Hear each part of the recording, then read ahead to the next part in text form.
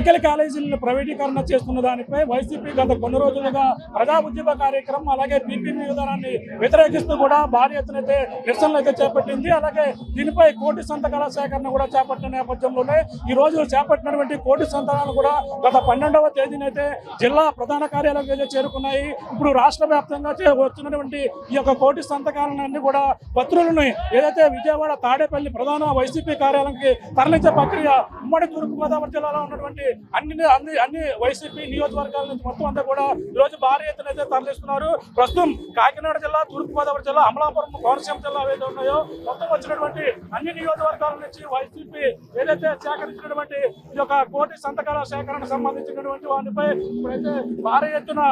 ఏదైతే సేకరించినటువంటి ఆ పత్రులను ఈ రోజు కాకినాడలో ఉన్నటువంటి వైసీపీ ప్రధాన కార్యాలయం నుంచి భారీ ఎత్తున ఇప్పుడు తరలి తీసుకెళ్తున్నారు. అలాగే భారీ ర్యాలీ మధ్య ఈ యొక్క కార్యాలయానికి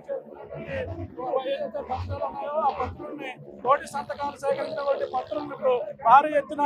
ఈ రోజు కాకినాడ నుంచి, తూర్పుగోదావరి జిల్లా నుంచి కూడా వీళ్ళు ఈ రోజు తీసుకెళ్తున్నటువంటి దృశ్యాలు మనం చూస్తున్నాం. అలాగే కాకినాడ జిల్లా వైసీపీ అధ్యక్షులు ఎవరైతే ఉన్నారో మాజీ మంత్రి దాడిశెట్టి రాజాతో పాటు రూరల్ మాజీ మంత్రి కురసాల కన్నబాబు, కాకినాడ సిటీ మాజీ ఎమ్మెల్యే వైసీపీ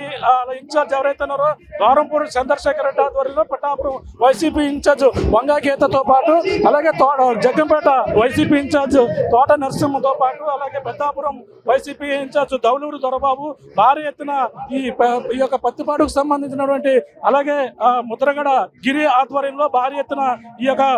కోటి సంతకాలు